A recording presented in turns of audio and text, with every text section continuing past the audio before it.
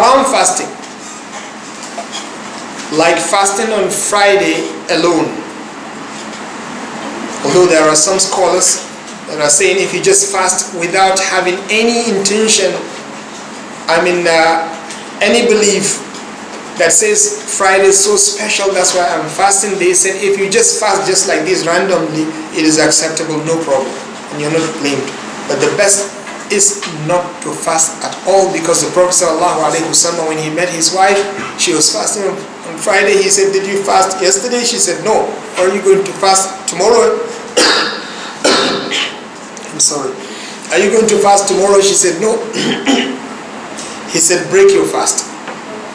That means you cannot fast on Friday. The strongest example for haram fasting is fasting on the day of Eid. The 2 days of Eid. Eid al-Adha and Eid al-Fitr. And also the Ayyam al-Tashriq.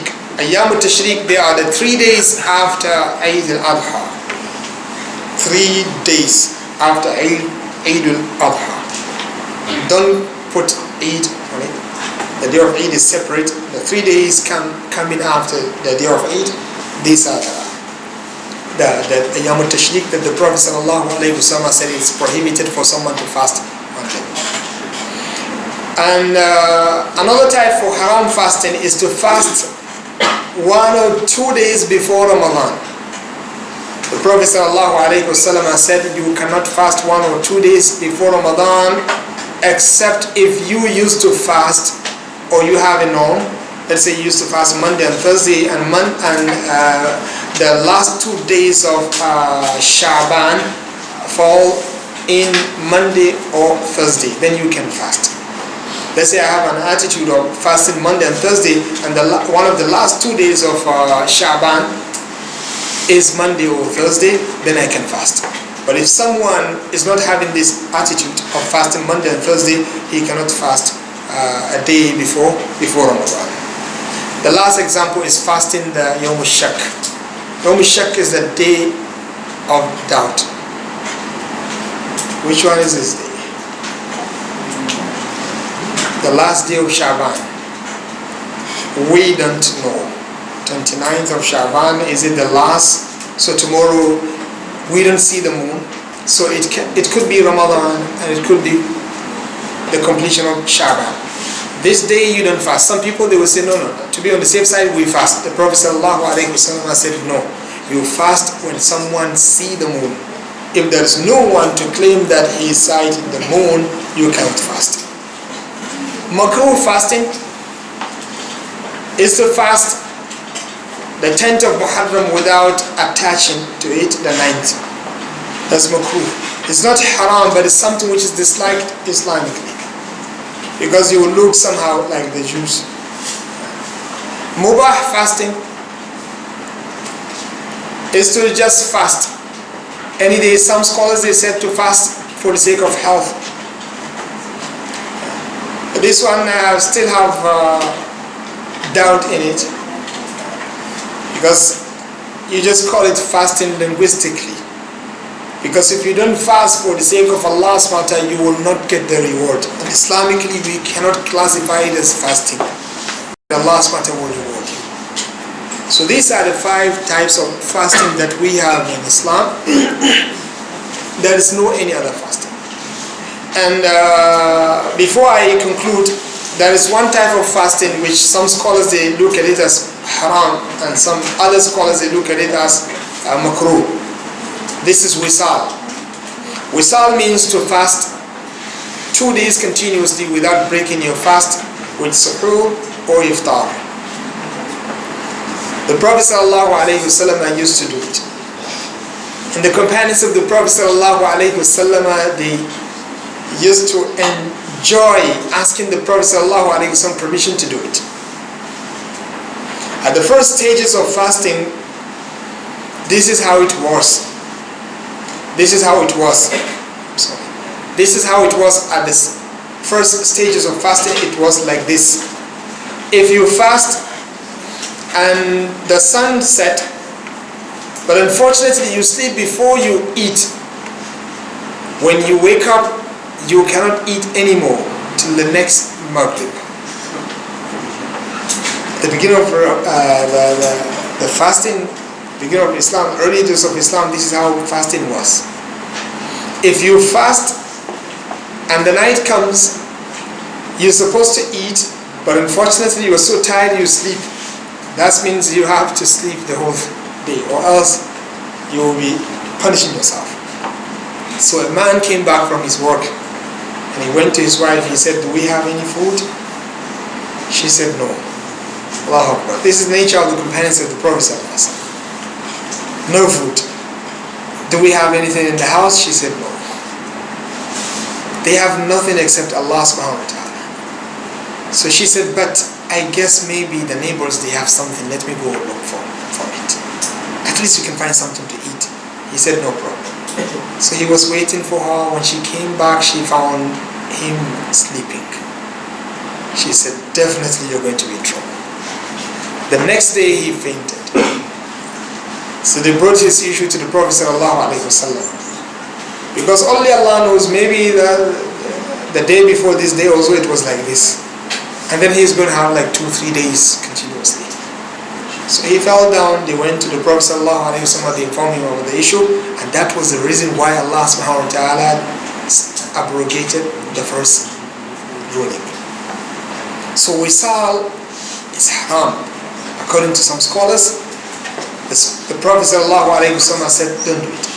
So the point is, the companions of the Prophet ﷺ, they used to ask him, they used to say to him, "Ya Rasulullah, how come you made it prohibited and you are fasting? We want to do like you."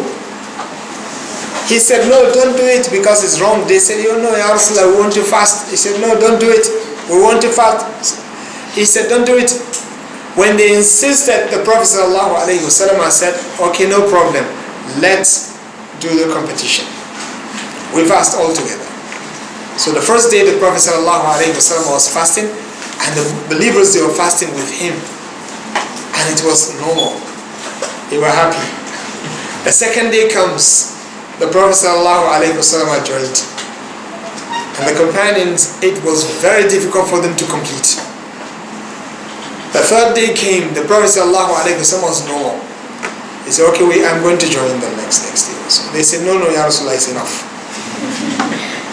So, and then the Prophet ﷺ told them, he said, "Inni lastu kahayatikum. Abitu inda rabbi yut'imuni wa yasqini." He said, "I'm not like you. I stay with Allah subhanahu wa ta'ala. He is giving me food and giving me water to drink." What does that mean? Does that mean that Allah subhanahu wa ta'ala is making the Prophet sallallahu alaihi wasallam full? Whenever he decided to eat, the Prophet sallallahu alaihi wasallam will receive the food in the stomach, no need to use the process? No, it wasn't like this.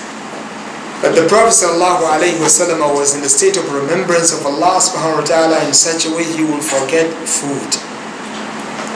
That's the fact.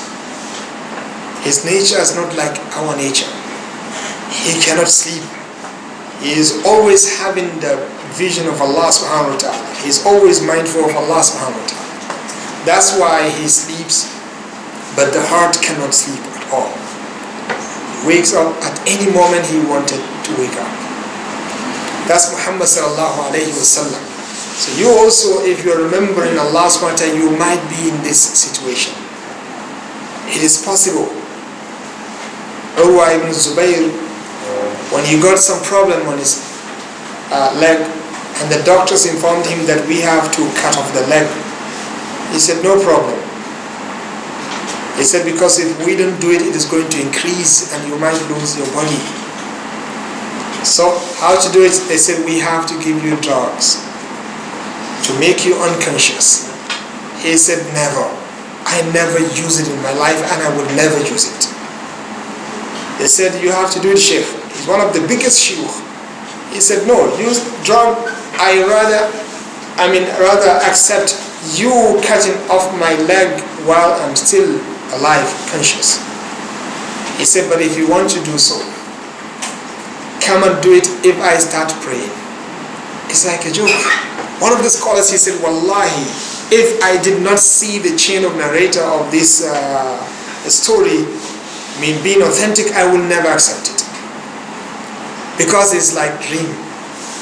He said, if I start praying to Allah subhanahu wa ta'ala, come and cut off my leg, that will be the end of the issue, inshallah. They went to him, they cut off the leg. In some narration, they were using the sword, they were cutting like this. And he was praying, he never feel anything. He knows that he lost his leg after he said, Assalamu alaikum. When he left Allah subhanahu wa ta'ala, in those days, they have to put the place in a boiling oil to stop the blood from coming out. So when he said Assalamu alaikum and they put the leg inside the oil, he fainted. Now he is not in the state of remembering Allah subhanahu wa ta'ala. So that's why he is back. This is how we should remember Allah subhanahu wa ta'ala. Whenever you remember Allah subhanahu wa ta'ala, you should direct all of your feeling, everything to Allah subhanahu wa ta'ala. Then you will enjoy. One of the scholars said, in this life there is a paradise. If you don't have it, you will never get the one that Allah subhanahu wa ta'ala is providing for you in the hereafter. Which paradise is this? It's a paradise of remembrance. Wallahi, the peace you have in mind when you remember Allah subhanahu wa ta'ala with attention and focus, it is greater than anything. If the rich people knew about what you are enjoying, they will fight you with swords and guns. But unfortunately, most of the people, they don't realize this. We remember Allah subhanahu wa ta'ala as if we don't want to. Come and see the way we are making tasbih after we finish the prayer. Very quick. No, you have to reflect when you remember Allah subhanahu wa ta'ala, then you will get the big reward from Allah subhanahu wa ta'ala. So I guess that's all for today. Inshallah, next week we will go into Ramadan bi-idhnillah. And then till the end of the lessons we will be dealing with Ramadan bi-idhnillah. Thank you very much for being patient. May Allah subhanahu wa ta'ala reward all of you. May Allah subhanahu wa ta'ala increase your knowledge. And may Allah subhanahu wa ta'ala make you amongst the people that Allah subhanahu wa ta'ala will forgive all of their sins in this Ramadan. And may Allah subhanahu wa ta'ala show us the day we will fast the whole month, and many Ramadan comes and pass in our own life. إنه ولي ذلك والقادر عليه سبحانك اللهم وبحمدك أشهد أن لا إله إلا أنت أستغفرك وأتوب إليك. If you have any question for 1, 2, 3 minutes.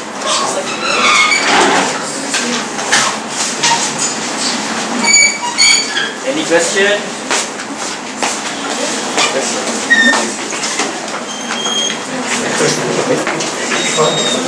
No questions? Thank you very much. May Allah subhanahu wa ta'ala bless you. Subhanakallahumma wa bihamdika ashhadu an la ilaha illa anta astaghfiruka wa atubu ilayk.